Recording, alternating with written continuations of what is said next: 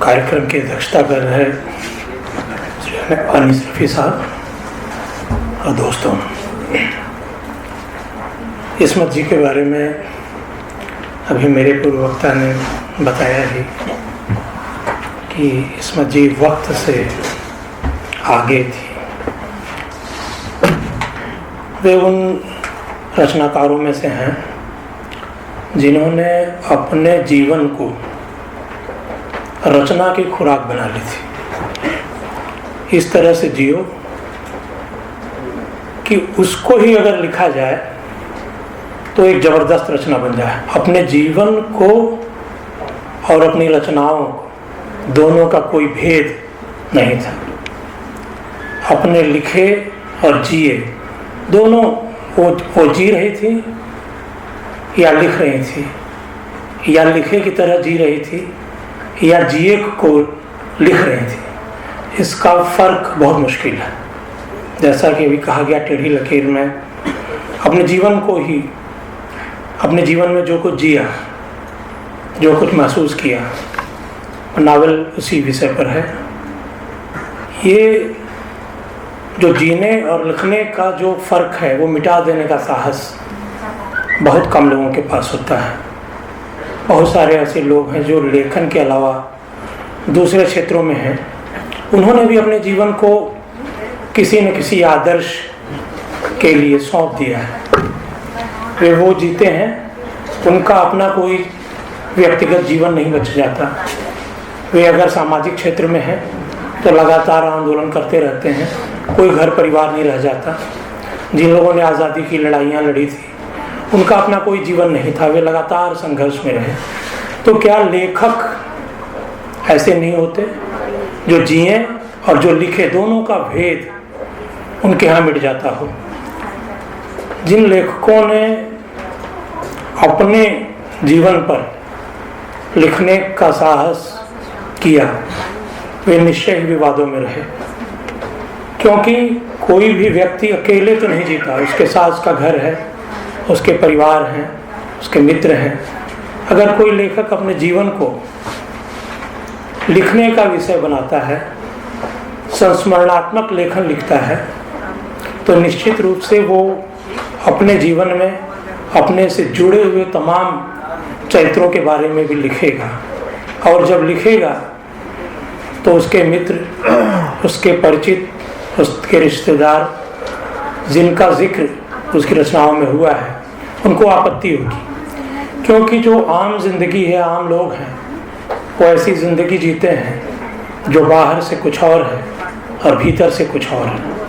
लेकिन जो साहसी लेखक है वो अपने जीवन को तो मुश्किलों में डालता ही है। लोगों के नज़रों के आगे उसकी हर घटनाएं आती हैं, तो उससे जुड़े हुए लोगों की ज़िंदगी बहुत परेशानी में फंस जाती है और ये लिखना बहुत जोखिम भरा हो जाता है।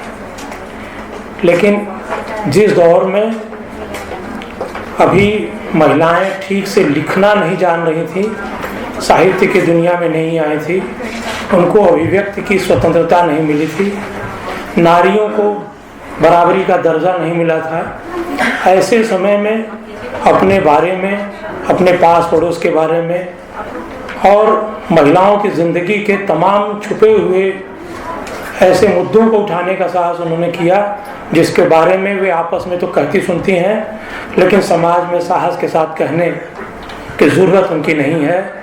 और अगर वो कहती हैं तो लोगों की दृष्टि का को भाजन बनती हैं।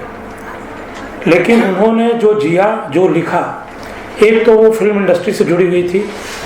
फिल्म इंडस्ट्री में जो भी लेखक हैं, जो लोग भी स्क्रिप्ट राइटर हैं, उनको पता है कि चीज़ों को विजुअलाइज करना है। एक एक छोटी छोटी घटनाएं किस तरह से लिखी जाएं कि उनका पिक्चराइजेशन हो सके।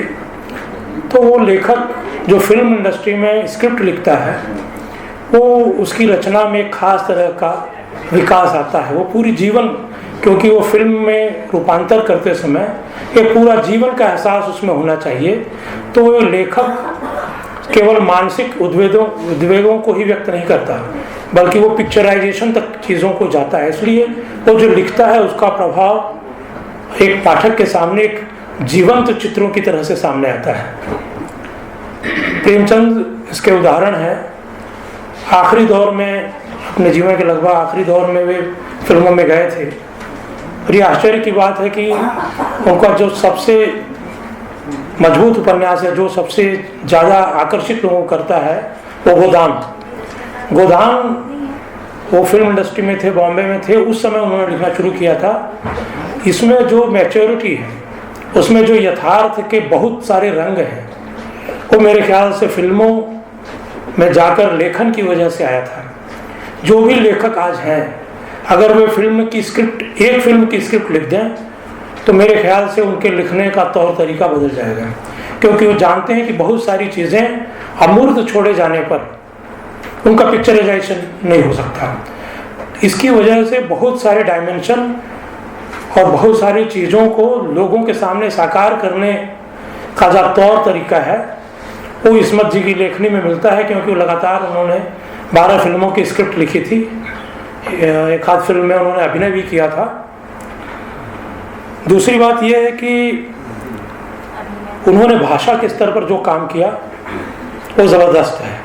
उनकी भाषा में जो मुहावरेदारी है, जो चीज़ों को व्यक्त करने का अंदाज है, जो इशारे ही इशारे में बहुत सारी बातें करने की लियाकत है, वो उनमें मिलती है। और एक स्पीड है, उनका लेखन बोझिल नहीं है, उसमें एक लगातार गति है चरित्रों की, स्थितियों की, यहाँ तक कि जो चित्र हैं उसके, वे भी बोलते हैं। ये जो आत्मपरक संस्मरणात्मक शैली का जीवन, जो जबरदस्त भाषा और जो निर्भीक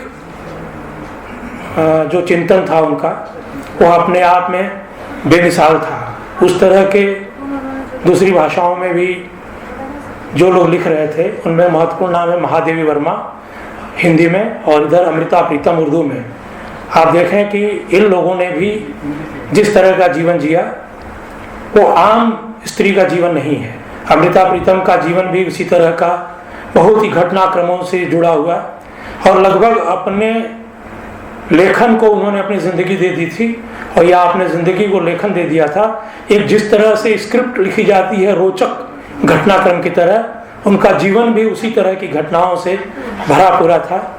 तो इस तरह महादेवी वर्मा, जो उनके समकालीन महादेवी वर्मा, अमृता प्रीतम और इस्मत चुगताई, उनके जीवन को लेकर उनके बीच जो साम्य है, उनकी जो तुलनात्मक दृष्टि है, मैं मानता हूँ कि अपने समय में इन 3 महिलाओं ने जो लेखन के दौर में एक व्यक्तित्व का निर्माण किया। इन लोगों ने केवल रचनाएं नहीं की, बल्कि एक रचना व्यक्तित्व का निर्माण किया था।